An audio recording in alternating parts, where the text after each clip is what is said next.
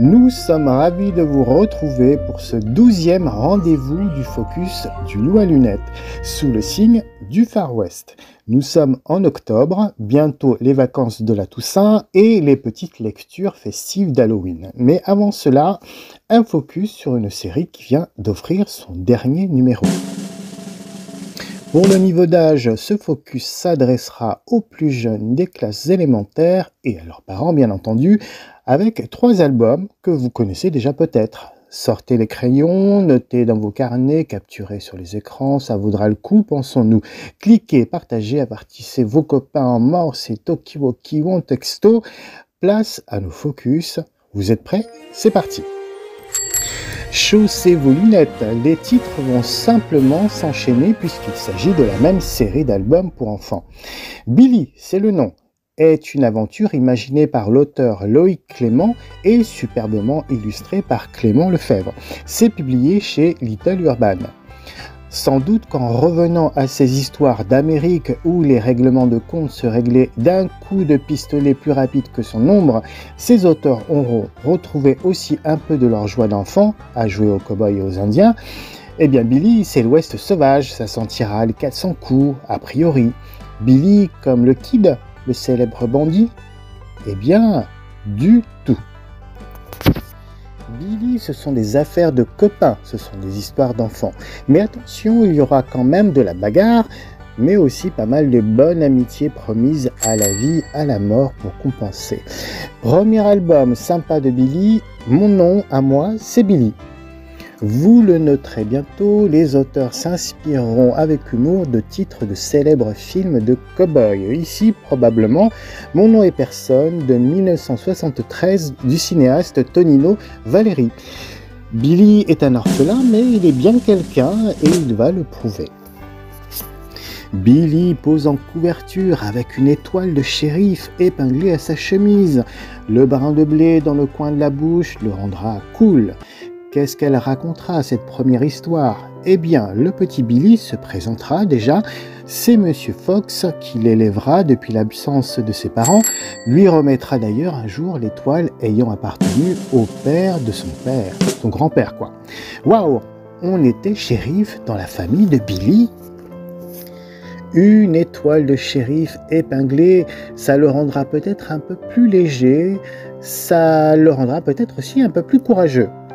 Billy devra trouver, selon lui, le courage pour que le règne de la terreur du grand Loveless Junior, une canaille un peu plus grande que les autres à l'école, cesse enfin dans la cour de récré.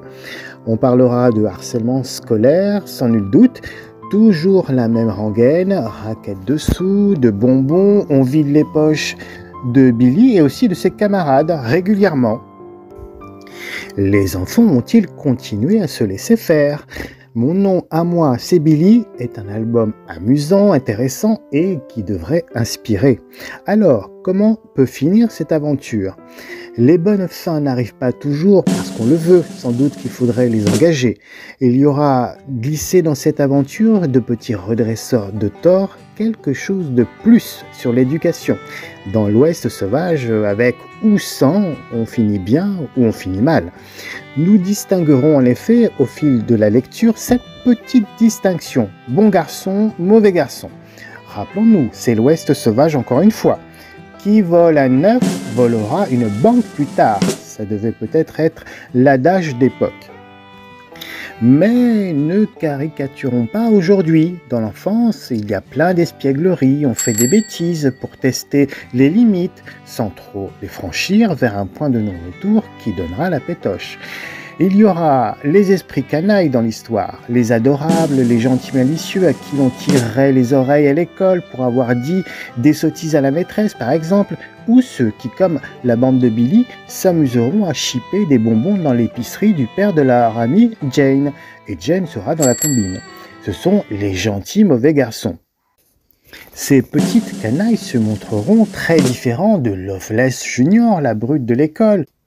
En voilà un dont on pourra peut-être juger à tort qu'il finira mal celui-là, derrière les barreaux d'une prison, comme disaient les âmes charitables de l'Ouest qui déclareront officiellement ici tout miracle du Seigneur, impossible d'arriver. Un jour, c'est la goutte d'eau qui fera déborder le vase pour Billy. Billy, en tentant d'aider ses camarades bousculés par Loveless Junior devant les toilettes, se fera voler l'étoile de son grand-père, la brute. Billy s'adressera-t-il à un grand, à la maîtresse, au Fox, pour régler cette affaire de harcèlement? Ça sera la chose à faire, n'est-ce pas? On vous laissera tout simplement découvrir. Deuxième aventure de Billy, il s'intitule « Le bon, la brute et l'héroïne ». Petit clin d'œil encore d'humour, et cette fois au célèbre film « Le bon, la brute et le truand » de 1968 du réalisateur Sergio Leone. Le premier album des aventures de Billy, on le remarquera, contournait déjà un peu les clichés des rôles filles-garçons. On y retrouvait déjà sa bonne copine Jane et on n'y aurait pas forcément porté attention, mais c'est bien elle que l'on verra ici se cabrant sur un cheval à l'appel de l'aventure sur la première de couverture. Cet album aurait pu s'intituler « Pour l'amour d'un cheval sauvage » ou plus exactement « Coup de foudre pour le poney de mon pire ennemi ». En effet, Billy s'entichera du poney du terrible Loveless Junior, notre canaille des récrés, et une altercation à son sujet et l'évasion du cheval amènera Loveless Senior, le père, à la porte de la famille Fox, traitant Billy de voleur. Brrr, ça va barder. Qui sera le véritable héros de cette aventure? Le cheval, Billy, Jane? L'issue y répondra. Il y aura dans ce genre d'aventure des héros comme Billy et des héroïnes comme Jane. Et Billy sera très fier d'être l'ami d'une fille pareille à ça. Oui, on ne peut pas vous en dire plus sans trop en révéler. Le prénom de Jane fera écho évidemment, on s'en doute, à l'incroyable terreur de l'Ouest Calamity Jane. Troisième album et dernier de la série, eh ben oui, il était une fois un garçon venu de l'Ouest et encore un petit jeu de titres très proche du célèbre western Il était une fois dans l'Ouest de 1969, aussi du cinéaste Sergio Leone. Les auteurs de notre album pour enfants réaffirmeront le sens sacré de l'amitié et les valeurs que partageront Billy, Jane, Fred, John, le petit Peter et enfin le petit nouveau de l'école, le jeune Tequoia. Il était une fois un garçon de l'Ouest parlera de différence, de tolérance et d'Indien. Arrêtons-nous un moment sur ce point, jeune lecteur. Connaissez-vous des histoires qui en parlent?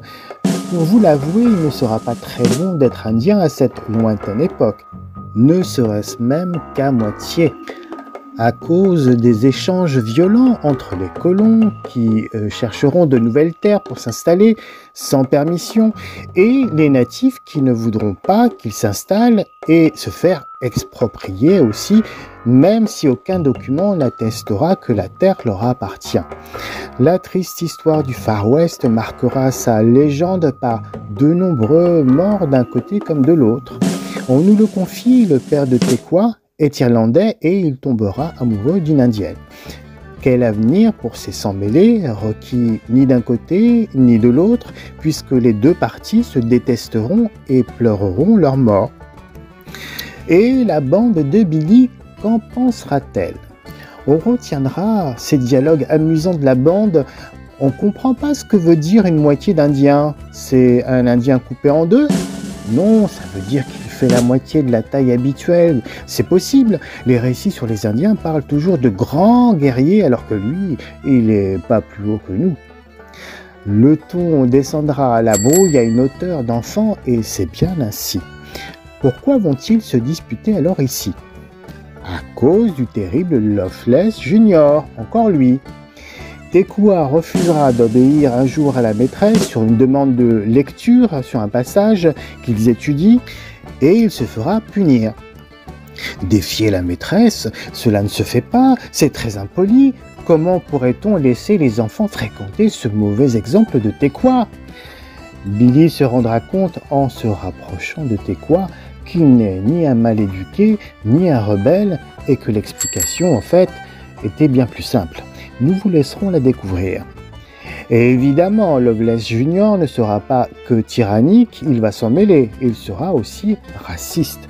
Mais ça ne se passera pas comme ça avec la bande de Billy. Ouais, monsieur. Les illustrations de Clément Lefebvre nous attireront sur les 3 albums. Ses couleurs inondant de soleil et ses quelques coups de crayon croquant de jolies bouilles à nos héros. Il ne faudrait pas se priver de lire ou acheter les 3 surtout. Voilà, Focus c'est terminé. Nous espérons vous avoir donné envie de lire cette série d'albums pour enfants, la série Billy. Le 3e vient juste de sortir en librairie, mais les 2 premiers sont certainement disponibles dans les médiathèques près de chez vous. Bonne lecture!